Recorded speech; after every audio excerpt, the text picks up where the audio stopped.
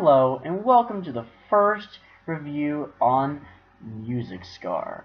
My name is Douglas and I'm here to review the new album from Run the Jewels 3. Run the Jewels is a hip-hop duo comprising of experimental rapper and producer LP and Southern MC Killer Mike. Their first LP was a decent collection of songs. I personally don't love the record. There are tracks that are definitely standouts, like Banana Clipper and A Christmas Effing Miracle. But in general, I think that record has a lot of decent tracks, but not a lot of stuff I really come back to. However, the second LP is the exact opposite. This album was far more memorable. The beats were better, they were more experimental, the chemistry between LP and Killer Mike was better, and the bangers banged, and the thoughtful tracks really hit home, and there was a lot of variety on that record. I love that LP. I play it all the time in the car, at home. Really, any time is a good time to Run the Jewels. And there has been a 2-year gap between that record and this new record.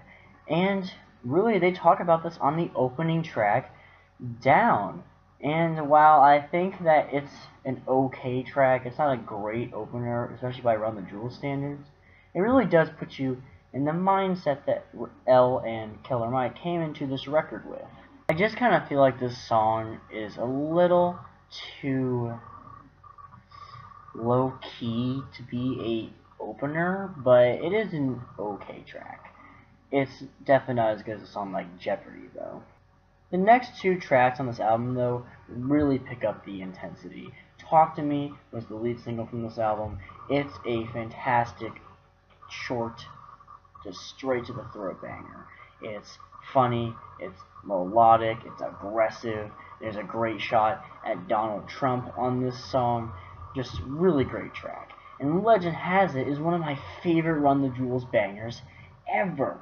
The beat is wonky. It has this really nice switch up at the end that has like this descending like chime that's really cool. These live vocals that are incorporated in the mix are really, really exciting.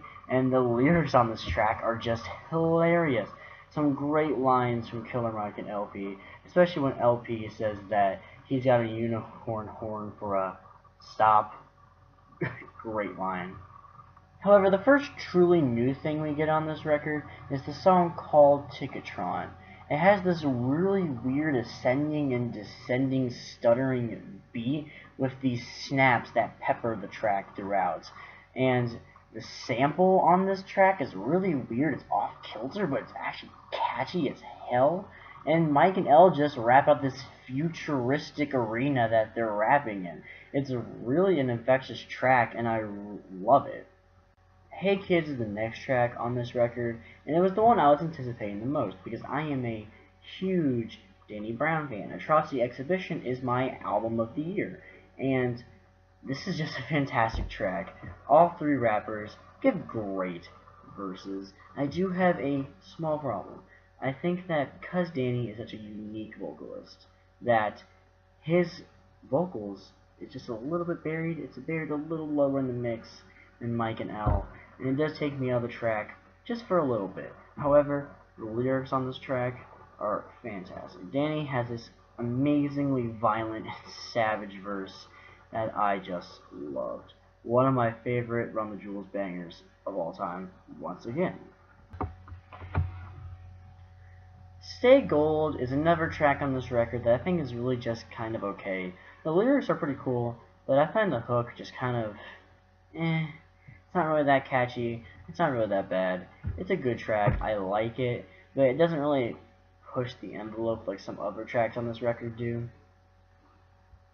This is where the record, though, takes the more political side of this record that I think we pretty much all expected coming into it, especially after this crazy year with the election, with just all of the crazy and horrible things that have been happening in the world. And the first track, Don't Get Captured, really hits home for me. On this track, we see a lyrical approach that really worked for them on the song Early off their last record. Mike takes an issue and comes at it from a black person's perspective, and then L has a kind of related verse from a white man's perspective. On this song in particular, Mike comes from a point of view of gun violence and gentrification, while L has him playing this police officer, and he's on the hunt to kill black people, and has a really haunting line where he says, "We just paint the walls with your heart." And the songs Thieves and 2100 go down this route as well. And the song after that, Panther Like a Panther, is a nice banger that gives a little bit of a breather in between these very serious songs. Panther Like a Panther, a very sexual, fun, fast-paced track that reminds me a little bit of a song like "Oh My Darling Don't Cry," but the beat isn't as wonky. It's more about the lyrics, the flows. It's just a really cool track. And the song "Everybody Stay Calm" I think is a really interesting track on this record. The beat is very minimal, and really Mike and L prove that they can really keep our attention with just their lyrics. They don't always need these explosive off-kilter beats to back them up. Obviously, I love those off-kilter beats, but their lyrics have always been just as potent as their beats.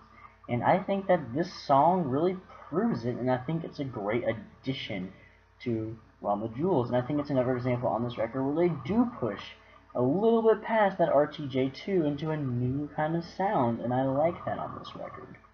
I think the last two tracks on this record are where Mike and L really hit that serious side right on the head. Thursday in the Danger Room is probably my favorite song on this entire record. It's really just about losing loved ones. In L's case, it's about someone who died from an illness. And in Mike's case, it's about one of his homies that died just in violence. He just got shot. And it's a very emotional track. The hook really gets me every single time I listen to this song.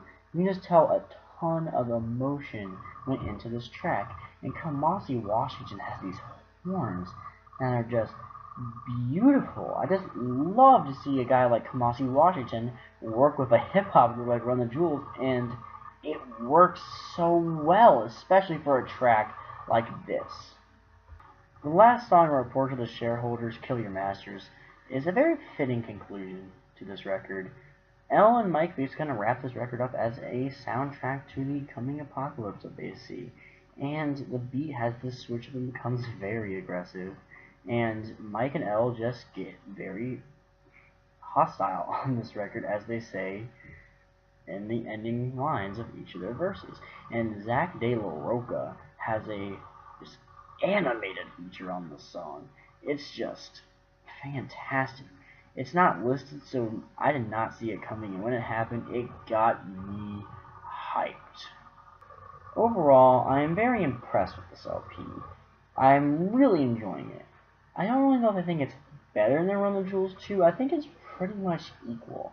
I think that the political tracks, while good, don't hit me as hard as many of the other political tracks that we've heard throughout the year. However, I don't think that this record fails in any way. All the political tracks are well written. I think the production is fantastic on this record. And I think that L and Mike have come through just another boundary-pushing record for the most part. I'm going to give this thing an 8. Thank you all for watching. This is my first music review, and I am going to do many more in 2017. I'm not going to do a favorite albums of 2016 because it would just be totally random. So when new music comes out in 2017 that's actually worth a damn, I will be reviewing it. And I am very much looking forward to this next year in music, even though I don't really think there's a lot of stuff to anticipate as of right now. But there is always new artists, new albums, and that surprise me. So I'm really looking forward to this upcoming year. I'm going to be doing tons of reviews, and I'm hoping that you all will join me on this. You can like this video, and you can subscribe to my channel so you don't miss any of those future music reviews. Thank you all for watching.